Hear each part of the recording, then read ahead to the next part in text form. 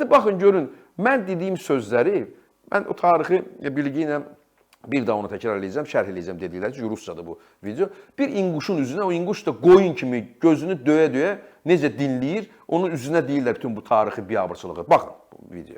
Когда они говорят о подобных вещах, там, легендарных всадниках, дикой дизи, что в них было легендарно? Я вот сам в детстве все это читал, и нам говорили о какой-то их легендарности. Люди пошли воевать в Первую мировую войну против ничего плохого ингушам, не сделавших немцев и Австро-Венгрии. Ну вот ровным счетом ничего. И пошли воевать за кого? За русского царя, который этих ингушей лишил их земель, загнал их в горы, обрек их на нищенское существование и обложил немеренными налогами, которые не платили казаки, а платили ингуши и другие горцы. Что в них героического? Героического — это все просто пропаганда. И вот сейчас нам пытаются уже в 10-й раз, довернув эту пропаганду. Почему-то я не слышал в 92-м году о потомках легендарных, этих потомках дикой дивизии, которые бы защитили ингушских женщин и детей, которых в это время убивали, взрывали, резали, жгли заживо российские войска вместе с осетинскими бандформированиями, которые шли за ними следом. Где были эти потомки? Где, почему тогда ничего не было? И против кого они сейчас идут? Какие преступления Украина совершила против ингушей, ингушского народа? Наверное, это Украина запрещает ингушам селиться в водоохранной зоне в Северной Осетии? Или, наверное, это Украина, я уверен, что это Верховная Рада Украины запретила для въезда и проживания ингушей, по-моему, там 11 сел, куда запрещено ингушам заходить. Да? И Украинская Рада, и украинский парламент, я не знаю кто, украинское, наверное, Министерство образования целиком и полностью поддерживает сегрегацию в отношении ингушей, что раздельное обучение, ингушские дети должны с 5 лет ходить, иметь при себе свидетельство о рождении. Ну, помнишь все эти фантазии, да? И мы плавно подходим к появлению батальона Ирди. Karşıdı. Gördünüz? Qoyun kimi baxdı, gözünü döydü. Mən də desəm elə oturacaq, gözünü döyəcək o inquş. Gözün döydü, belə bax, rəqs eləmək, elə yaşara. Deyir ki, inquş, o hamısına aiddir Dağıstanda, hamısına. Mən indi şey olaraq, Şimali Qafqazda hamısına aiddir, mən sadəcə bir obraz olaraq deyildi. O deyir, bu 2-ci Dünya müharibəsində aiddir. Bizdə də deyirlər, Çar dövründə deyir, Çar yıxılırdı, burada onu qürurla deyirlər. Vəhşi diviziya vardı, onun içində bizim deyir, dətadlarımız vuruşurdu. Bizə heç əskəri yaparmayıblar Çar dövründə, Rus imperiyası dövründə. Bizi gedin, tarlada zətdə işləyin ki, bizi tüfəngizə tuta bilməyə, qılınç tuta bilməyə, sonra bizi gəlib çurban eləsinlər də. Ona görə əskəriyə filan aparmırdılar. Amma bəzilərini görsən götürürlər, lap satqınlarını, lap belə taxta başları götürürlər ki, işlədirirlər də, belə rezin kimi orada.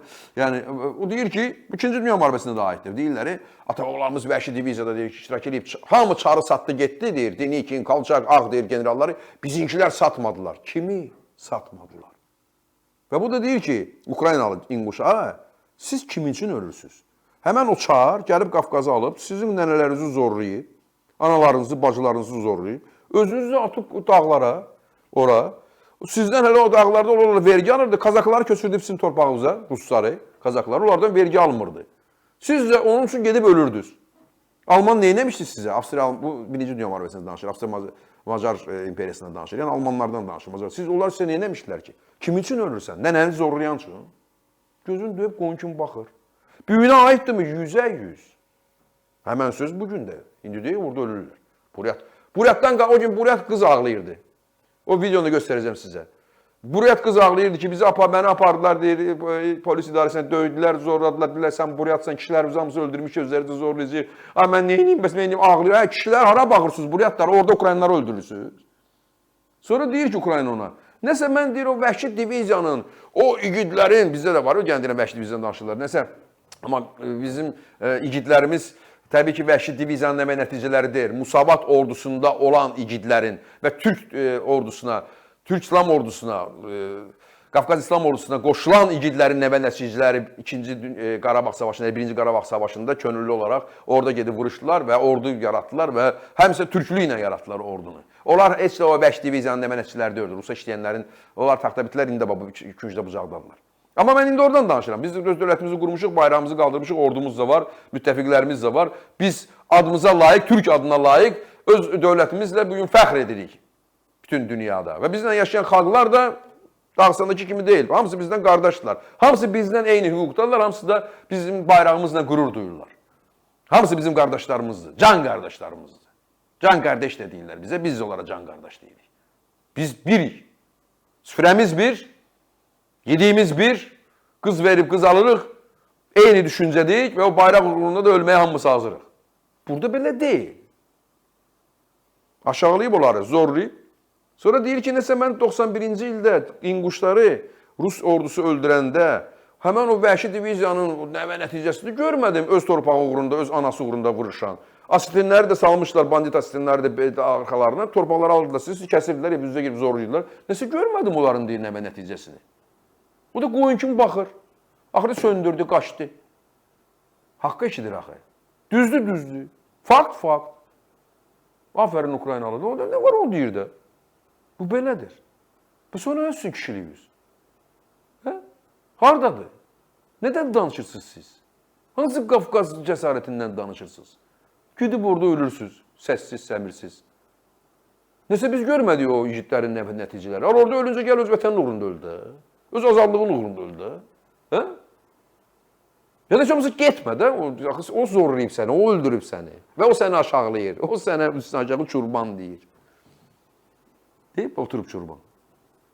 Ona görə danışmıram onlardan. Qardaşlar, bacılar. Ona görə adlarını çəkmirəm.